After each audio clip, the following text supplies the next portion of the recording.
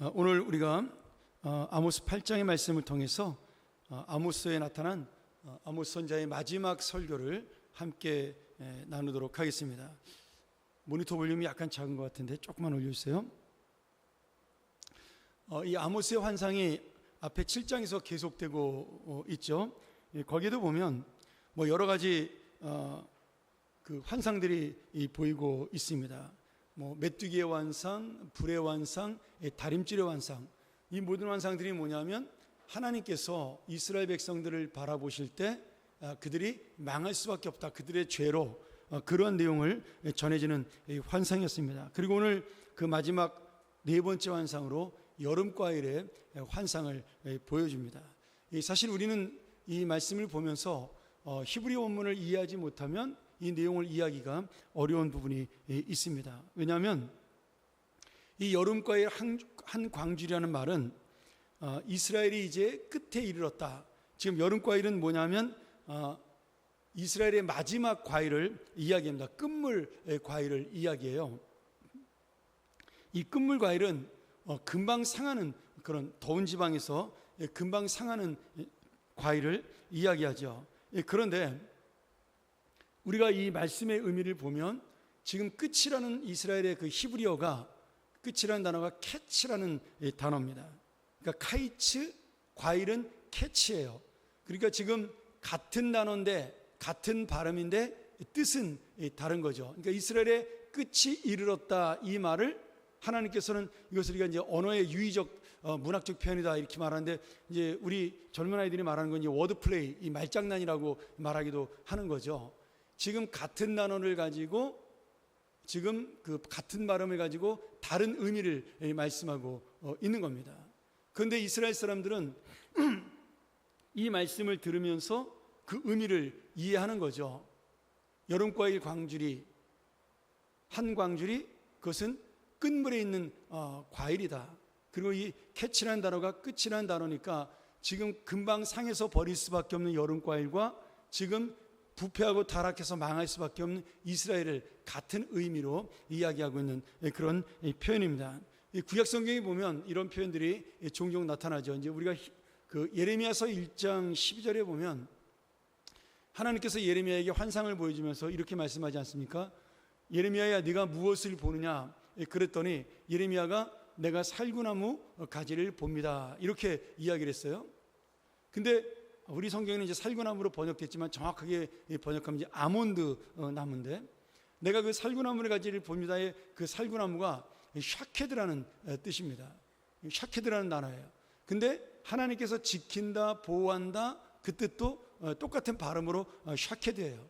그러니 지금 그 예레미야가 그 살구나무를 보는 것은 내가 살구나무를 봅니다, 이 말을 지금 다른 의미로 말한다면 내가 하나님의 보호하심과 지키심을 지금 보고 있습니다, 이렇게 해석을 할 수가 있는 것이죠. 그러니 지금 이 말씀은 뭐냐면 이 언어와 이 단어를 통해서 하나님께서 지금 보여주고자 하는 것을 분명하고 정확하게 말씀하고 있다. 그리고 이스라엘 백성들이 깨달을 수 있도록 주시는 말씀이다. 지금 너희가 여름 한 광줄이 그 캐치를 보면서 지금 너희의 끝이 이르렀다, 금방 상하고 이 버려질 그런 여름과일 한 광줄이야, 너희의 운명은 같이 끝나는 운명이다, 이것을 말씀해주고 있는 것이죠. 그러면서 이 환상이 끝난과 동시에 예레미야 선지자의 마지막 외침이 이어집니다. 그리고 그 마지막 외침이 4절에 보면 뭐라고 되어 있어요? 들으라, 이렇게 선포되고 있습니다. 여러분, 여기 이 들으라는 말씀은 굉장히 중요한 의미를 가지고 있는 것이죠. 원래 지금 이것은 4절 끝에 이 말을 들으라 이렇게 나와 있는데 히브리 원문에는 처음에 나와 있습니다. 이 들으라, 하나님의 말씀, 가난한 자를 삼키며 땅에 힘없는 자를 망하게 하는 자들아, 이렇게 말씀하고 있는 거예요. 그러니까 지금 이 말씀 속에는 이렇게 모든 환상을 보고 하나님 말씀을 계속 듣고 망할 것이라는 심판의 말씀을 듣고도 회개하지 않는 북이스라엘 사람들에 대한 하나님의 경고의 메시지가 담겨 있는 것이죠. 여러분, 우리가 복 있는 사람을 이야기할 때 그 복 있는 사람의 가장 첫 번째 특징이 뭐냐면 하나님 말씀을 듣는 사람입니다. 그리고 그 말씀을 듣고 깨달아 회개하는 사람이에요. 그리고 마지막으로는 그 말씀을 가지고 순종하는 사람입니다. 그러니 우리가 복을 받는다는 것은 하나님의 말씀을 들음과 회개와 순종의 역사가 일어나야 그 인생에 복이 임하게 되는 것이죠.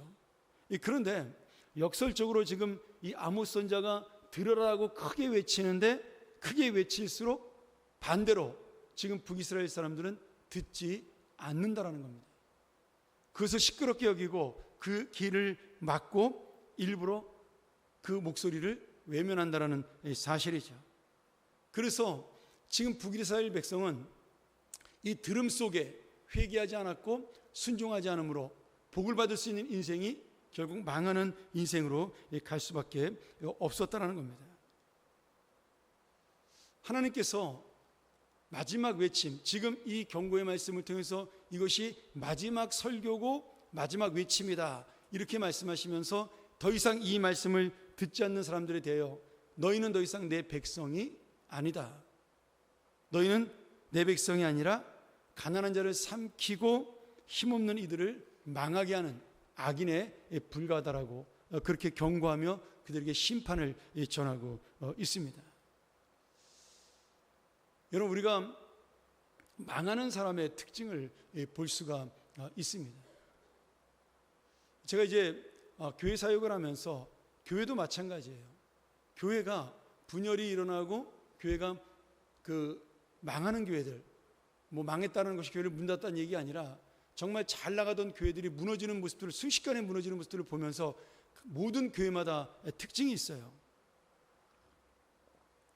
그 특징이 뭐냐면 뭐 나라도 마찬가지죠. 개인도 마찬가지고 그들에게 옳은 말씀이 전해지고 하나님이 기회를 주시는 말씀이 전해짐에도 그들은 자기의 감정과 고집으로 그 말씀을 듣지 않습니다.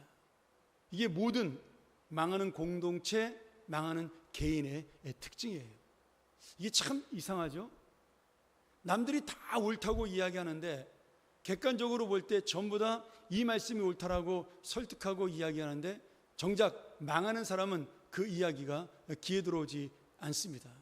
이게 마치 사기를 당하는 사람하고 똑같아요. 여러분, 사기꾼들은 그 사기를 칠 때 달콤한 말로 유혹을 합니다. 그런데 듣는 사람은 그 사람 말이 진리로 들리고 옳은 말로 들려요. 그러니까 자기의 전 재산을 갖다가 바치죠. 아무리 주변에서 그것이 말도 안 된다, 잘못된 것이다, 어떻게 그렇게 할 수가 있느냐 이렇게 이야기해도 이미 그 사람의 그 귀에는, 그 사람의 마음에는 이 사기꾼의 말이 박혀서 나오지를 않는 겁니다. 그리고 결국 완전히 다 망한 다음에야 내가 실수한 게 아닌가, 그때서야 비로소 후회를 하고 그때는 이미 늦은 것이죠. 그런데 똑같아요. 이게 사탄의 작전이라고 저는 생각을 하는데요. 망하는 사람들에게 사탄은 강팍한 마음을 줍니다.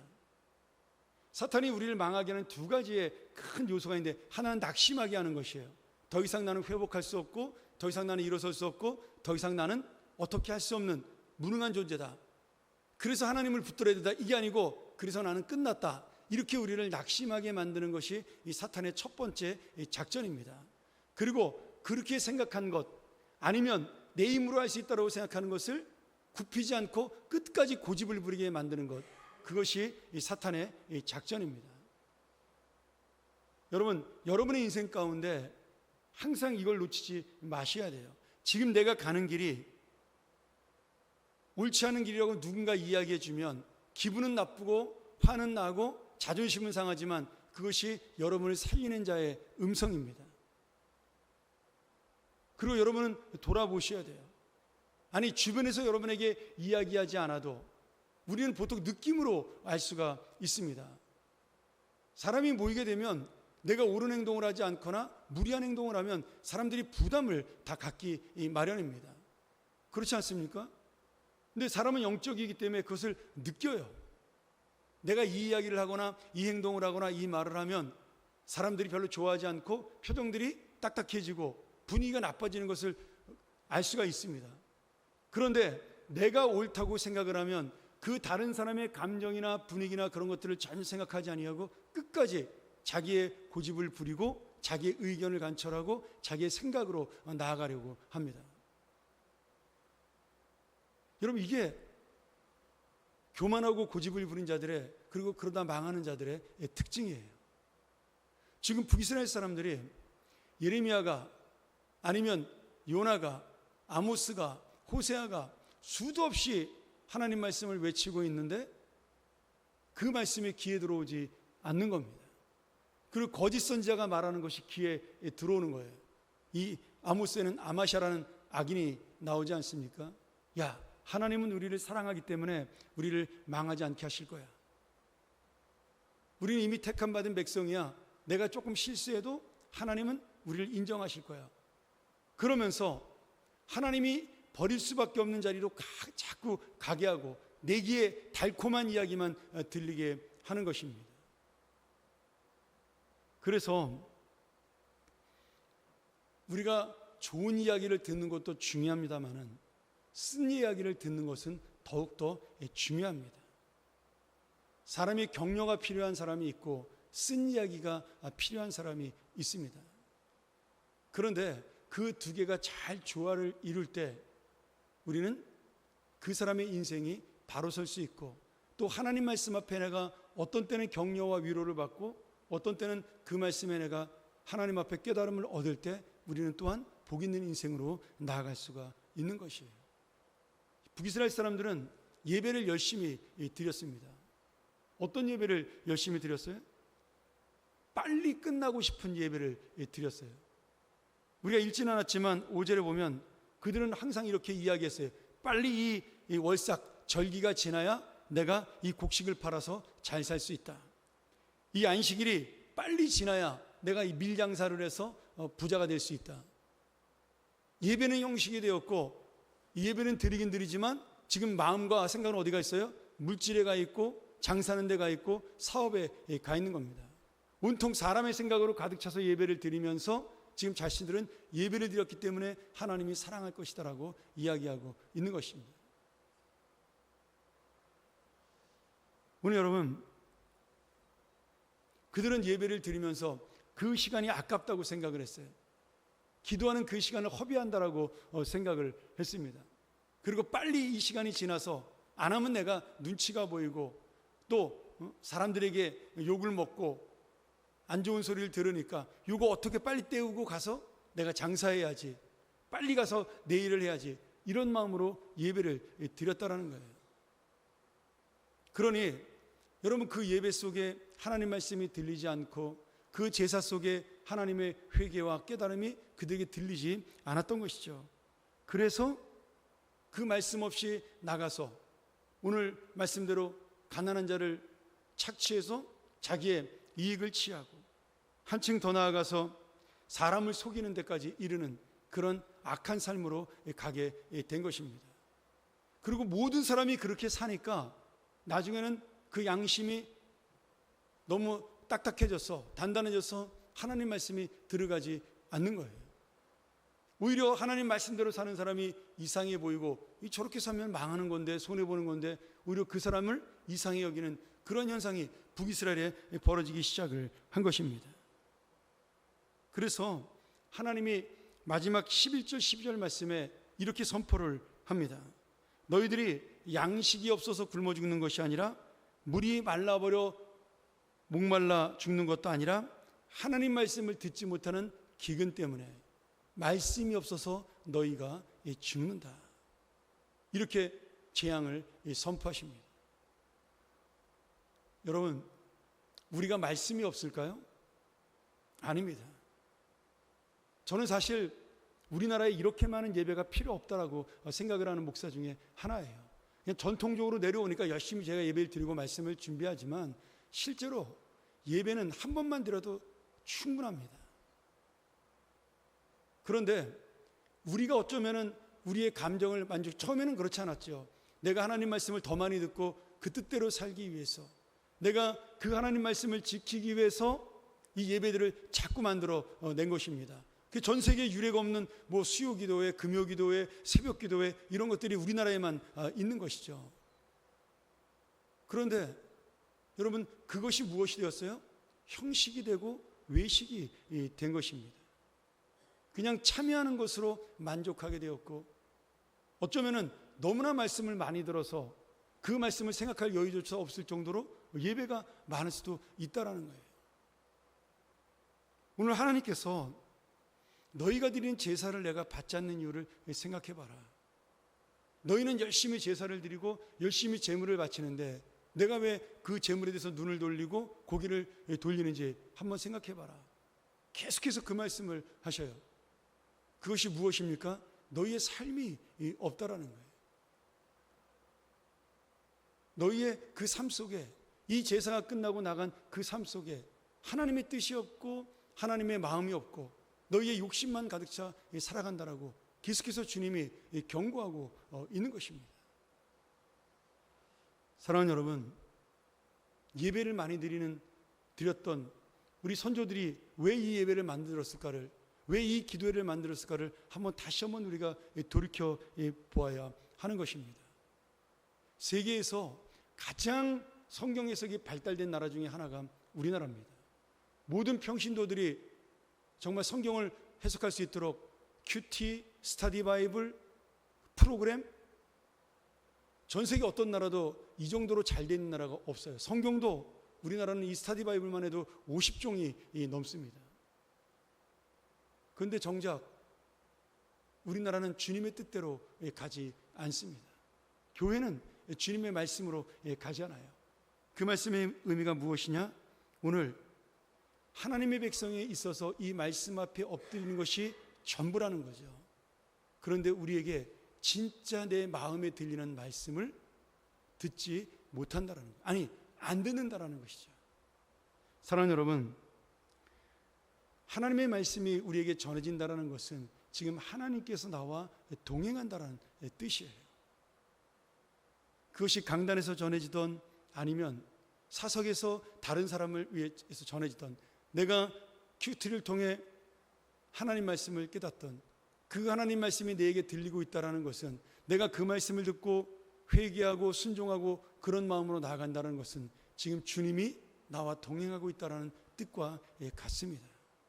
오늘도 하나님께서는 우리와 함께하기를 원하시고 동행하기를 원하셔요. 그래서 이 말씀을 들으면 너무나 중요한 우리들의 믿음이 되는 것이고, 이 듣고 회개하고 그리고 그 말씀 앞에 순종하는 것은 내가 살아나는 길이요, 그리고 마지막 하나님의 복을 받는 그러한 길이라고 믿습니다. 오늘 다시 한번 이 아침에 우리가 들음과 회개와 순종의 마음으로 나가는 하나님의 자녀들이 되기를 소원하고요. 오늘 우리나라의 중요한 결정이 나는 날입니다. 정말 저들의 마음속에 당리당략이 아니라 이 나라 백성들을 사랑하고 이 나라 백성들을 위하는 마음이 있고, 뭐 하나님을 믿고 하나님의 뜻대로 살아가는 것은 저희가 기대하지 못하겠지만 그 안에도 예수 믿는 사람들이 40% 가까이 되는데, 다시 한번 믿는 우리 국회의원들이 하나님의 마음으로 기도하고 오늘 모든 일을 결정할 수 있도록, 그리고 결정 속에 하나님의 선하신 역사가 나타날 수 있도록, 그들의 지혜가 아닌 하나님의 그 뜻이 이 땅을 통치할 수 있도록 여러분, 오늘 이 중요한 날 우리가 함께 기도해야 할 것입니다. 어떤 결과가 나오더라도 주님이 이 땅을 다스리고 통치하시며 우리 기도하는 자들을 통하여 이 나라에 운명이 있다는 사실을 기억하면서 여러분, 다시 한번 이 대한민국을 위해 기도해 주시고, 지금 세계가 이 나라를 바라보며 어떻게 될 것인가를 촉각을 세우고 있습니다. 우리나라가 무너지면 우리나라만 무너지는 것이 아니에요. 세계 경제 전체에 타격이 있다라고 어제도 그 외국 뉴스에 계속해서 나오고 있습니다. 오늘 여러분, 정말 하나님의 나라를 위해서 기도해야 할 것입니다. 그 국회의원들이 듣는 자가 되고 대통령이 듣는 자가 되어서 정말 돌이키고 잘못된 것은 회개하고 그리고 바른 길로 가서 하나님의 그 복을 회복할 수 있도록, 하나님이 함께 하시는 은혜를 다시 만날 수 있도록, 이 나라가 그런 나라가 될 수 있도록, 또한 우리 교회가 바로 그런 교회가 될 수 있도록 오늘 이 아침에 정말 여러분 간절하게 기도하고 돌아가시고, 여러분의 개인의 삶도 하나님의 그 말씀이 들려질 때 우리 인생이 새롭게 되고 하나님의 그 동행하시는 은혜가 있다는 사실을 기억하면서 내가 듣는 자가 될 수 있도록, 그리고 그 말씀에 깨닫고 회개하는 자가 되고 순종하는 자가 될 수 있도록, 들음과 회개와 순종의 역사가 내 심령 속에 일어나는 그런 귀한 은혜를 달라고 오늘 기도하고 돌아갔으면 좋겠습니다.